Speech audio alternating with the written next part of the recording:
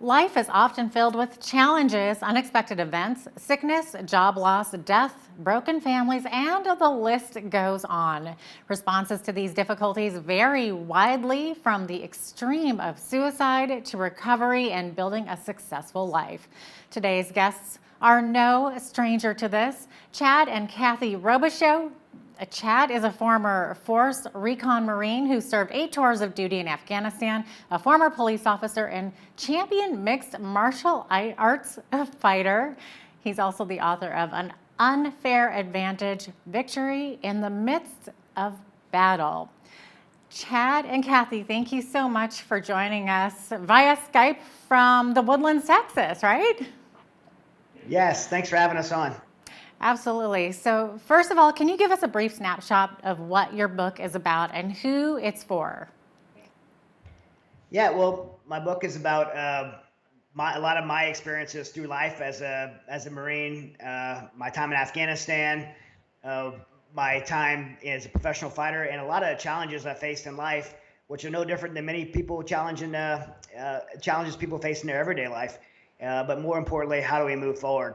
I found I put myself suffering with some of the same things that many military warriors suffer with today. Uh, in the United States, we have over 20 suicides per day. Divorce rates are over 80% in combat veterans. Those being diagnosed with PTSD is 30 to 40%. So a lot of people are struggling with a lot of things. And I found a way forward through the restoration of my faith, through a relationship with Christ, and applying biblical principles in my life that helped me to move forward. So I share all that in the book, and just really laying a pathway forward for those who struggle with all of life's issues. Wow. So tell us a bit about the Mighty Oaks Foundation, which you and your wife decided to start. Yes, after my time coming home from Afghanistan, like I said, we faced many things as a family with my diagnosis of PTSD, a near divorce in our family, my personal battle with suicide, and then on the other side of that, finding hope and restoration in our family and the ability to move forward. We want to share that what we discovered with others. And so we founded Mighty Oaks Foundation. It was almost 10 years ago now. We've run both resiliency and recovery programs. In our resiliency programs, I speak on active duty military bases around the world. I've spoken about 150,000 active duty troops, given away about 100,000 copies of my books in these events. We get lots of requests from units all over the world, and to do those programs. And then we have recovery programs where we run 30 camps per year. Our camps are 6 days long. They're non-clinical, faith-based peer-to-peer mentoring programs. And we've had over 4,000 people come through those programs between active duty, military veterans, and spouses. And Kathy's, and her team's able to talk to a lot of the spouses about where they struggle with on the spouse side of things. Chad, what kinds of things did you experience in Afghanistan that ended up causing the post-traumatic stress disorder? Well, I think for me, it was going to Afghanistan and not being completely prepared. The military talks about the pillars of resiliency: mind, body, spirit, social, being mentally tough, physically tough, having a strong spiritual foundation, and being surrounded with the right people in a social network. I think I would have believed I was prepared in all those areas, but for me, my spiritual foundation was broken. I didn't really have a relationship with God as I should have going into that environment and being exposed to such evil atrocities that you see in a place like Afghanistan. And over time, those things made me angry. They made me frustrated. I became very intense and person, and those things being not rectified or unchecked in my life began to manifest in physiological symptoms, which later began as panic attacks and eventually being diagnosed with PTSD.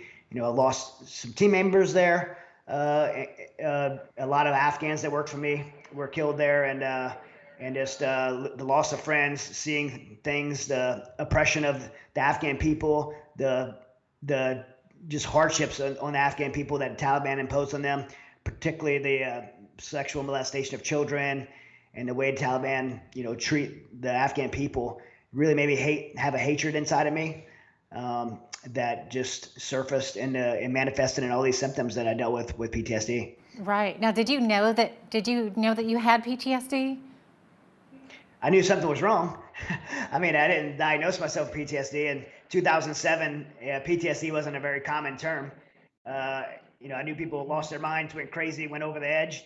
and I felt myself slipping in that way, and I felt it getting worse and worse over time. The physiological effects were, numbness in my arms and face, feel like my throat was swelling shut, and the inability to breathe, feel like you're gonna have a heart attack. And as there's progressed, it got to where I'd almost wake up out of a fog during intense times of operations, and it's something known as disassociation, to where you almost not things aren't present time. You feel like they're a little delayed, and you're seeing yourself in third person. Those are all signs that I experienced early on, and knew there was a problem, but I didn't want to ask for help because I didn't want to be viewed to my peers as weak, and even pulled from doing my job. So I tried to push it down and continue operating.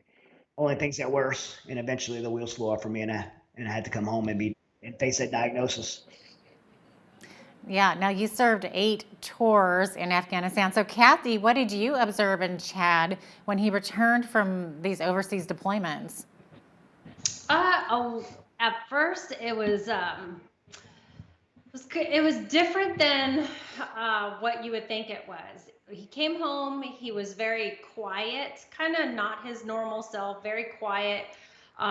Just needed an atmosphere that was a little more peaceful, which was really hard with 3 young kids. He was actually seeking comfort for the first 3 months. So I knew something was wrong with him.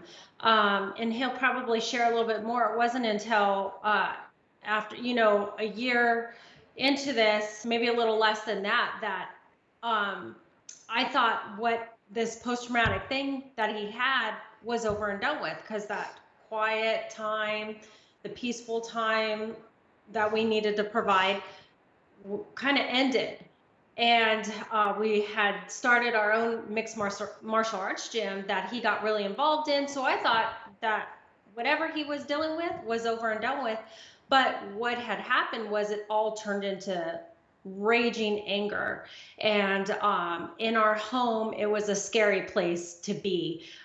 There was a fake facade he was putting on the outside. And what hurt most is I knew the truth. I knew what was happening on the inside. I knew what was happening to our marriage. For the next 3 years, it was crumbling. But I have to say, though, we didn't have a solid foundation to begin with. We got married young. I was 18, he was 19. I had 3 kids by the time I was 22. I knew how to be a mom, and I knew how to somewhat be a wife and run my home. But when it came to handling this post-traumatic stress thing in the anger realm and what he was going through and have grace for him, I was not successful at. Right. Now, how did this affect your marriage?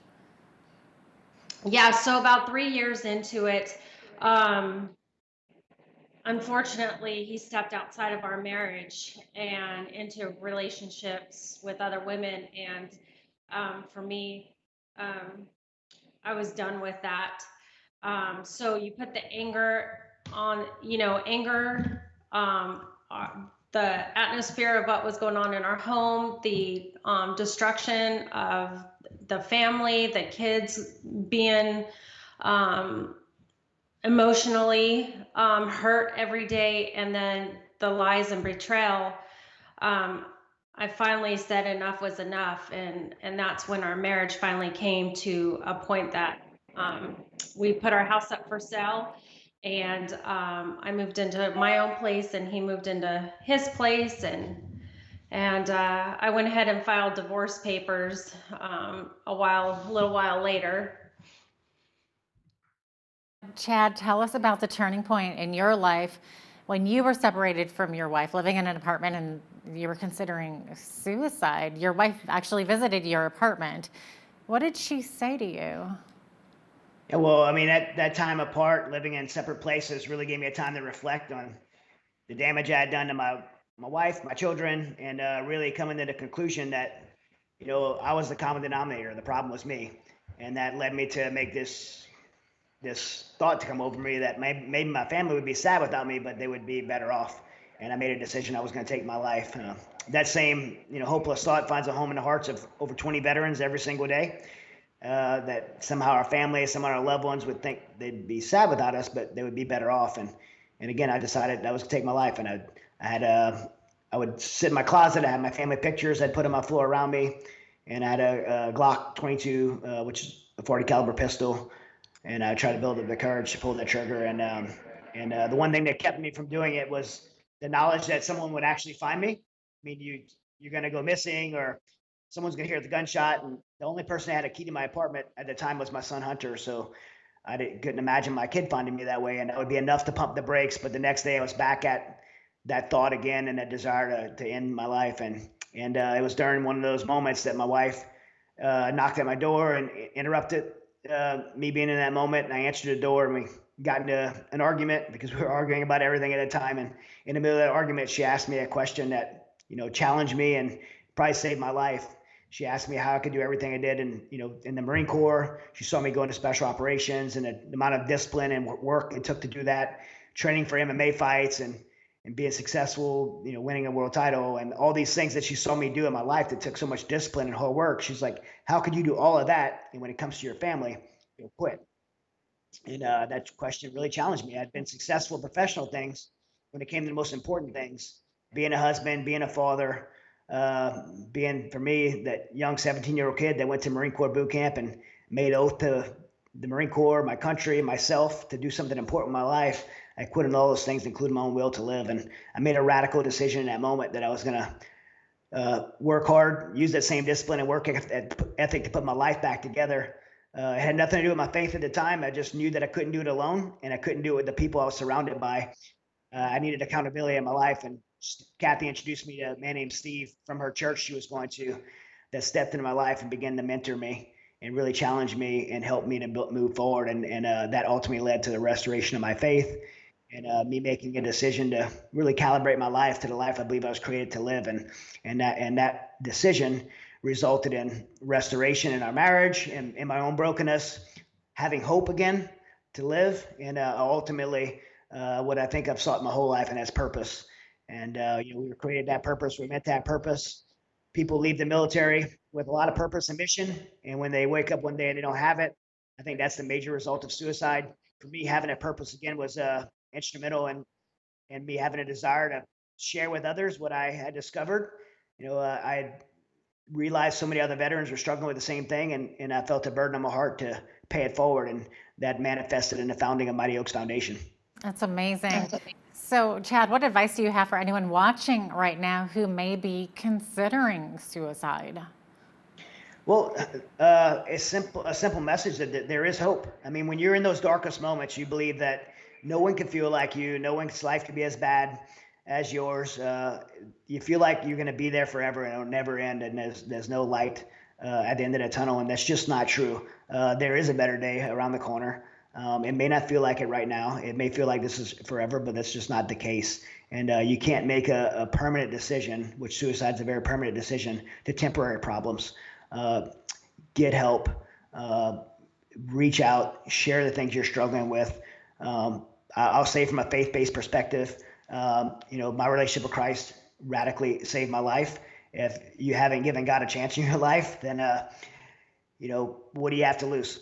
I came to this moment for me to realize I had tried everything. Nothing worked. We have a saying at Mighty Oaks Foundation, if what you're trying isn't working, why not try something different? Try something different. And for me, I would even say, give God a chance in your life. Right. So what other preventative steps can people take to ensure consistent spiritual growth? Accountability, fellowship. For me, I had spent a lot of time going to church, but was never in any kind of relationship or fellowship with people. And I had no accountability in my life. So I went to church to check the box. But there was no one to ensure that I was living the principles that I was, learning and preaching or saying I subscribe to. And so having accountability in your life is very important. Having someone in your life that you can be vulnerable and transparent to completely. I mean, maybe that's not your spouse. You can't always, a woman can't talk to her husband about all the things that women struggle with at times, and men can't speak to their wives about maybe some of the temptations they're having or struggles they're having. So it's important to have same-sex accountability and partnerships at a very transparent, deep level in your life to be able to walk through life together with. Chad, where can people get a hold of your book? Yeah, so an Unfair Advantage is available on Amazon and any of your major retail outlets, Barnes and Noble. The easiest way to get it is right there on Amazon, and get a copy. If not for yourself, for anyone that might be struggling, and part of the proceeds of getting a copy of an Unfair Advantage helps me to give books away to our troops. I've given away over 100,000 copies now, and it's awesome to see a grateful nation of Americans get behind an effort like that. If any veterans are struggling, or anybody, first responders, spouses are struggling, know that there's help. Our program, MightyOaksPrograms.org, all the programs are covered. We cover all the costs, including travel, and so yeah. Well, thank you so much, Chad and Kathy Robichaux. Chad is the author of An Unfair Advantage: Victory in the Midst of Battle. Thank you so much for joining me today. Thank you for having us. Thanks for having us on.